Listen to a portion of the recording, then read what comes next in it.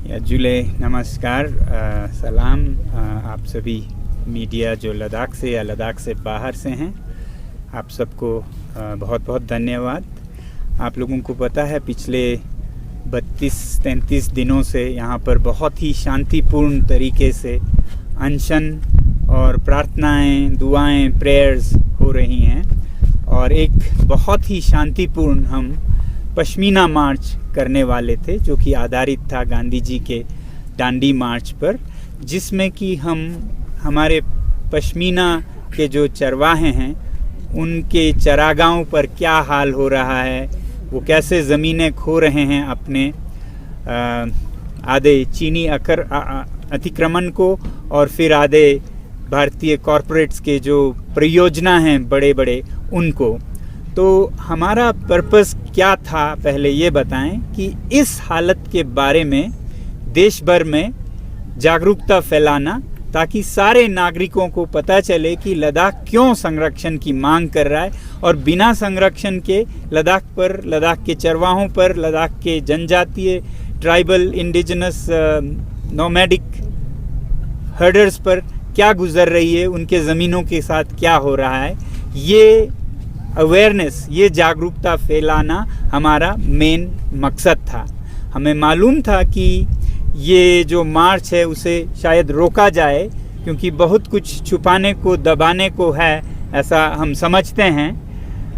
मगर जिस तरह के पिछले 1-2 दिन में बौखलाहट के साथ ओवर रिएक्शन सरकार की तरफ से हुआ है, उससे हमारा मकसद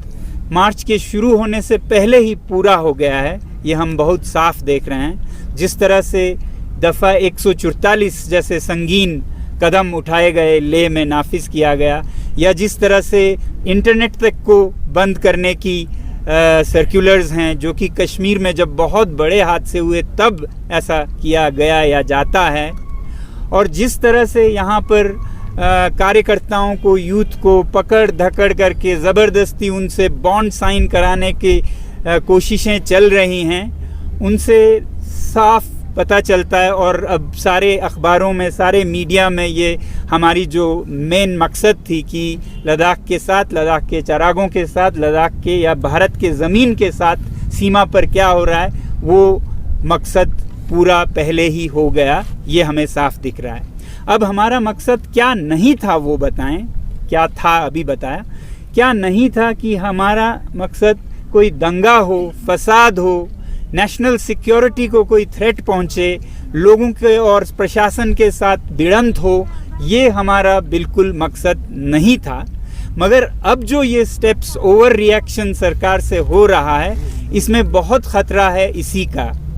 कि ये जो नाकेबंदी हो रही है, लेह को एक वॉर जोन की तरह बना दिया गया है। जो सर्कुलर्स आपने देखे हों तो हर रास्ता जो लेह की तरफ आ रहा है उस पे बहुत बड़े संख्या में रायट गियर में पुलिस या अर्धसैनिक दस्ते बिठाए गए हैं। स्मोक ग्रेनेड्स, टीयर गैस और हथियारों से लैस जिस तरह से पूरे लेह को बंद किया जा रहा है एक जंग मैदान की तरह, और जिस तरह से अरेस्ट हो रहे हैं, जिस तरह से लोगों को इनकन्वीनियंस हो रही है, कोई दूर से आए, कारगिल से, कोई पेशेंट या नोबरा से, तो उन सब को दिक्कतें रास्तों में दी जाने की पूरी योजनाएं हैं या अभी से रोके जा रहे हैं।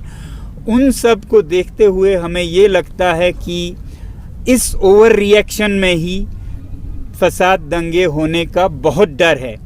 या तो कहीं कोई आ रहे हों, उनके साथ गर्मा गर्मी में भिड़ंत हो और फिर दंगे हों, या फिर ऐसे कुछ किया कराया भी जा सकता है ताकि इस शांतिपूर्ण आंदोलन पर एक अशांति फैलाने का, हिंसा फैलाने का इल्ज़ाम लगे और फिर इस आंदोलन को ही बंद किया जाए। इन दोनों संभावनाओं को देखते हुए हमें लग रहा है कि हमारा जो मकसद था मेन, जो कि जागरूकता भारत भर में सारे नागरिकों में, ताकि वो अपने फैसले खुद कर सकें चुनावों में भी कि लद्दाख के साथ क्या हो रहा है, लद्दाख के चरवाहों और भारत के सीमा पर क्या हो रहा है, तो ये हमारा मेन मकसद था। तो इस तरह के अभी के हालात को देखते हुए हमें ये लग रहा है कि अभी जो सरकार है वो एक तरह से एक पागल हाथी की तरह बर्ताव कर रही है, उन्हें ना भारत की सुरक्षा का फिक्र है, ना यहाँ के लोगों के मुश्किलातों का या उनके मन को जो ठेस पहुँचेगी उनका फिक्र है। उन्हें सिर्फ फिक्र ये लग रहा है हमें तो कि उन्हें फिक्र है कि इसका भारत के चुनाव पर ना फ़र्क पड़े, उनके वोटों पर ना फ़र्क पड़े, किसी भी कीमत पर चाहे शांति चली जाए या हिंसा हो, सीमा से जाने से इन्हें रोका जाए। तो ये जो